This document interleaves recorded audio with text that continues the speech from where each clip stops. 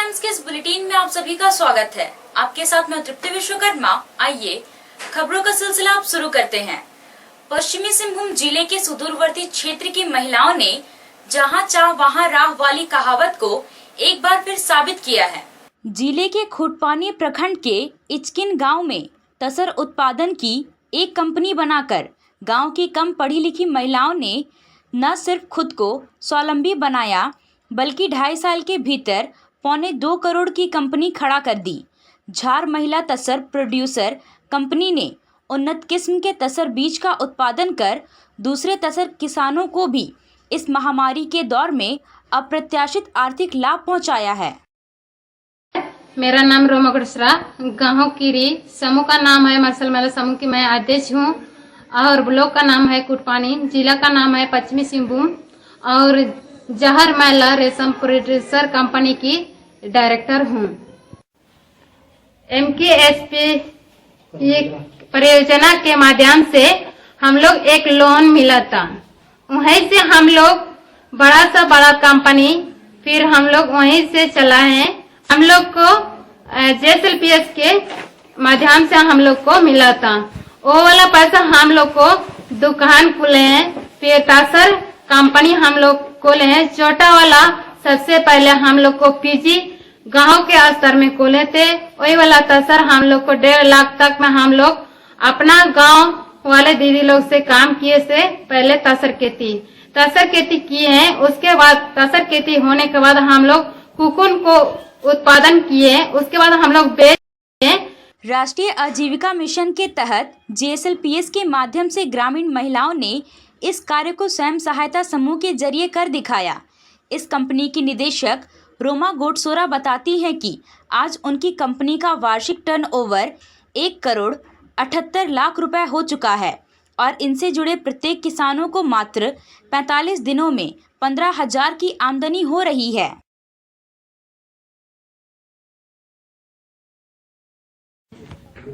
1 करोड़ 78 लाख का हम लोग का लेन देन हुआ है।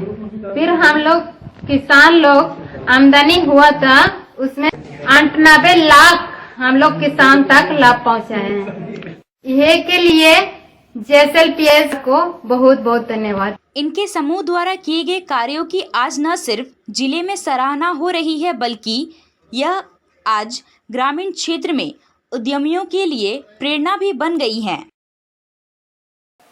मजदूर नेता जॉन मिरन मुंडा पर तीसरी बार लगाए गए क्राइम कंट्रोल एक्ट से परेशान होकर उनकी पत्नी पुष्पा मुंडा ने 48 घंटे के अनशन की तैयारी की है। उनके द्वारा चाईबासा के अनुमंडल पदाधिकारी को पत्र लिखकर जानकारी दी गई है। पत्र में कहा गया है कि 21 और 22 सितंबर को वह परिवार के लोगों के साथ अनशन पर बैठेंगी। पुष्पा मुंडा का कहना है कि उनके पति आदिवासियों, कमजोर और मजदूर हित के लिए लगातार संघर्ष कर रहे हैं। उनकी पहचान एक मजदूर नेता के रूप में है। उनके पति पर पहले भी 2 बार CCA लगाया गया और अब तीसरी बार CCA लगाकर चाईबासा से 110 किलोमीटर दूर जरायकेला थाना में हर रोज हाजिरी लगाने का आदेश पुलिस अधीक्षक द्वारा जारी किया गया है। पुष्पा मुंडा ने अपने पति पर लगे आरोपों की निष्पक्ष तरीके से न्यायिक जांच कराने की मांग की है। पश्चिमी सिंहभूम जिले में छात्रों को कल्याणकारी योजनाओं और छात्रवृत्ति से आच्छादित करने के लिए 62.45% छात्रों का बैंक खाता और 85% छात्रों का आधार एनरोलमेंट किया गया है। माहर नाले सभागार में शिक्षा विभाग और कल्याण विभाग की समीक्षा बैठक करते हुए उपायुक्त अनन्य मित्तल ने सभी प्रखंड शिक्षा प्रसार पदाधिकारी को वर्गवार विभिन्न बैंकों में भेजे गए आवेदन का प्रतिवेदन उपलब्ध करवाने का निर्देश दिया। उन्होंने कहा कि 10 दिन में बेहतर प्रदर्शन के साथ बैंक खाता संयोजन करने वाले पदाधिकारी को जिला स्तर पर पुरस्कृत किया जाएगा। उपायुक्त ने कहा कि जिले में विलय किए गए विद्यालयों के बाद 120 विद्यालय भवन खाली हैं। उन्होंने खाली पड़े विद्यालयों को प्रखंड स्तर पर स्वास्थ्य विभाग, JSLPS, आंगनबाड़ी, खेल और समाज कल्याण विभाग को उपयोग करने के लिए निर्देश दिया। बैठक में शिक्षा और कल्याण विभाग के पदाधिकारी और कर्मचारी मौजूद थे। पश्चिमी सिंहभूम जिले की चाईबासा नगर भाजपा कमेटी की ओर से सेवा और समर्पण अभियान के तहत सोमवार को टुंगरी चाईबासा में बूथ संख्या 99 के बूथ अध्यक्ष लाल गोप की अध्यक्षता में वृक्षारोपण किया गया। सेवा और समर्पण अभियान के तहत वृक्षारोपण कर लोगों को पर्यावरण बचाने का भी संदेश दिया गया। वृक्षारोपण के अवसर पर भाजपा नगर अध्यक्ष अक्षय खत्री, नगर संयोजक मणिकांत पोद्दार, नगर मंत्री अमित सिंह, प्रणय प्रजापति मौजूद थे। चाईबासा मारवाड़ी सभा की ओर से पश्चिमी सिंहभूम के उपायुक्त अनन्य मित्तल को मारवाड़ी सभा का प्रतीक चिन्ह दिया गया। उपायुक्त कार्यालय में मारवाड़ी सभा के संरक्षक अनूप कुमार सुल्तानिया, अध्यक्ष पवन कुमार खिरवाल, उपाध्यक्ष ललित शर्मा और राधेश्याम अग्रवाल ने जवासा मारवाड़ी सभा का प्रतीक चिन्ह प्रदान किया। यह सम्मान उन्हें मारवाड़ी सभा की ओर से 13 सितंबर को आयोजित छात्र सम्मान समारोह में दिया जाना था, लेकिन उपायुक्त की व्यस्तता के कारण छात्र सम्मान समारोह में शामिल नहीं होने के कारण सोमवार को उन्हें यह सम्मान दिया गया।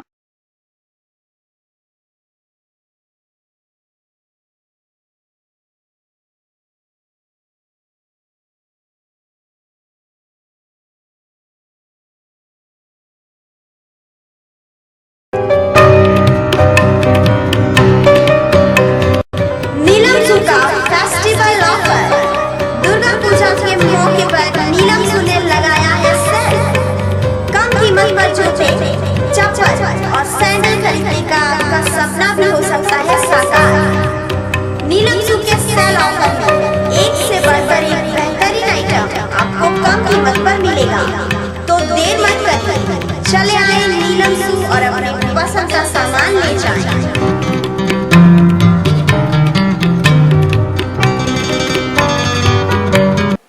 कर्मा त्योहार के अवसर पर शहीद राम भगवान केरकेट्टा कर्मा पर्व एक दिवसीय फुटबॉल प्रतियोगिता का आयोजन किया गया। खुरी की टीम विजेता और बानटोला की टीम उप विजेता रही। फुटबॉल मैच का आयोजन बानटोला स्थित रिमांड होम ग्राउंड में किया गया। प्रतियोगिता में 12 टीमों ने भाग लिया। प्रतियोगिता का उद्घाटन मैच बानटोला और कुम्हारटोली के बीच खेला गया। मैच का शुभारंभ नगर परिषद के कार्यकारी अध्यक्ष डोमा मिंज ने किया, जबकि संस्थान के मुख्य सलाहकार सदेव किस्पोट्टा ने फुटबॉल को किक कर किया। प्रतियोगिता का फाइनल मैच तेलगा खुरी और नदी पार के बीच खेला गया। तेलगा खुरी की टीम ने 1 गोल कर नदी पार टीम को पराजित कर 4 अंक हासिल कर खिताब पर कब्जा जमा लिया, जबकि बानटोला की टीम 2 अंक हासिल कर उपविजेता और नदी पार की टीम तीसरे स्थान पर रहा। प्रतियोगिता में काफी संख्या में उराव समाज के बच्चे, बूढ़े, महिलाएं और युवा शामिल थे। भारतीय जनता पार्टी प्रधानमंत्री नरेंद्र मोदी के जन्मदिन को सेवा और समर्पण अभियान के रूप में मना रही है। इस अभियान के तहत आज सदर प्रखंड के आचू गांव में मंडल अध्यक्ष जय किशन बिरुली के नेतृत्व में पौधारोपण किया गया और ग्रामीणों के बीच पौधा का वितरण किया गया। मौके पर मौजूद भाजपा की जिला महामंत्री प्रताप कटियार ने कहा कि सेवा और समर्पण अभियान 6 अक्टूबर तक चलेगा। इस दौरान कई तरह की गतिविधियां की जाएंगी। भारतीय जनता पार्टी सदर प्रखंड द्वारा ग्राम आचू में प्रखंड अध्यक्ष जय किशन बिरुली की उपस्थिति में सेवा और समर्पण अभियान के तहत वृक्षारोपण कार्यक्रम किया जा रहा है, जिसमें यहाँ के उपस्थित ग्रामीण एवं कार्यकर्ताओं के बीच में फलदार वृक्ष वितरित किए गए हैं और कई फलदार वृक्ष रोपण भी किए गए हैं। भारतीय जनता पार्टी के द्वारा आदरणीय प्रधानमंत्री नरेंद्र मोदी जी के जन्म दिवस को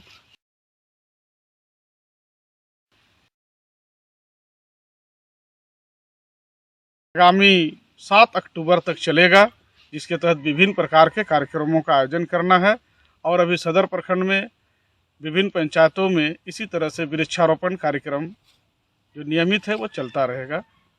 पश्चिमी सिंहभूम के डीसी के नाम पर फर्जी फेसबुक अकाउंट खोलने और रुपए मांगने के मामले में चाईबासा पुलिस टीम ने सहारपुर में छापेमारी करके आरोपी आशिफ को गिरफ्तार किया है। आसिफ सहारनपुर के मंडी थाना के मुस्तफाबाद कॉलोनी का रहने वाला है। सहारनपुर में की गई छापेमारी के दौरान पुलिस ने आरोपी आसिफ के पास से एक मोबाइल और सिम कार्ड बरामद किया है। उसने अपना अपराध भी स्वीकार कर लिया है। चाईबासा पुलिस ने उसके खिलाफ एक मामला दर्ज करके सोमवार को न्यायिक हिरासत में भेज दिया है।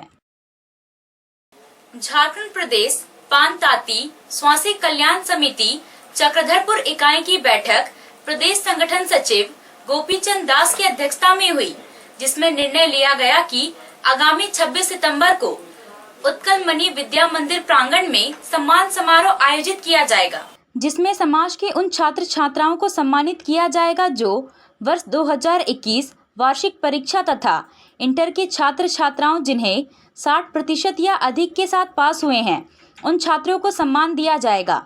यह सम्मान समारोह चक्रधरपुर प्रखंड स्तर पर होगी। बैठक में समाज के छात्र छात्राओं या उनके अभिभावक से अपील किया गया है कि जो छूट गए हैं वो अपना अंक पत्र 24 सितंबर तक हेमंत कुमार पाल, शत्रुघ्न दास, गोपीचंद दास के पास जमा कर सकते हैं।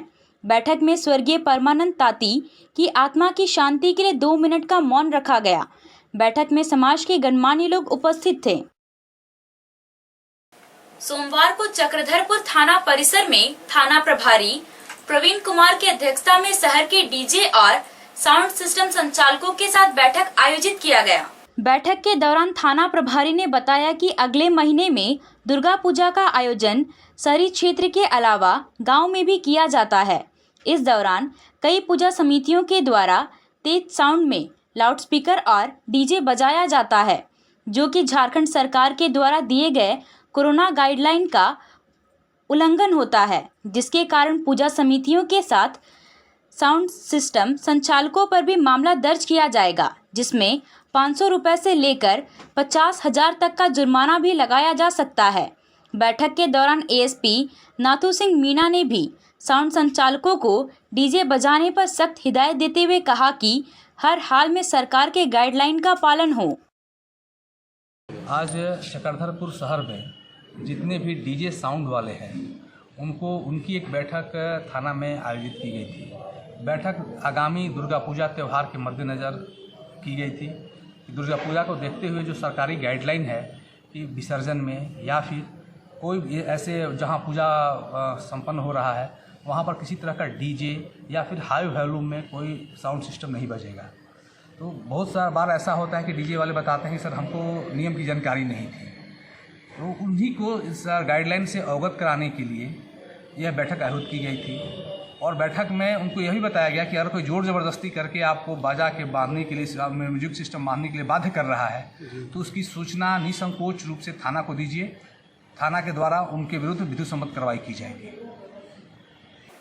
पश्चिमी सिंहभूम के उपायुक्त अनन्य मित्तल ने आज कृषि और मत्स्य विभाग सहित अन्य संबंधित विभागों के कार्यों की समीक्षा की।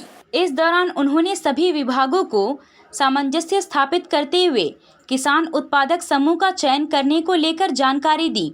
उन्होंने केसीसी, ऋण माफी, बीज वितरण, राष्ट्रीय खाद्य सुरक्षा और प्रधानमंत्री कृषि सिंचाई योजना के बारे में बारी बारी से जानकारी ली। उन्होंने इन योजनाओं से प्रत्येक प्रखंड में 2 पंचायत को 100% आच्छादित करने का निर्देश दिया। बैठक में छोटे छोटे किसानों के उत्पादक समूह को विशिष्टता से संबंधित जानकारी उपलब्ध करवाते हुए लिमिटेड कंपनी बनाने पर जोर दिया। अभी के लिए बस इतना ही। कुछ और खबरों के साथ हम फिर हाजिर होंगे। तब तक न्यूज़ टाइम्स की पूरी टीम को दीजिए इजाजत। नमस्कार।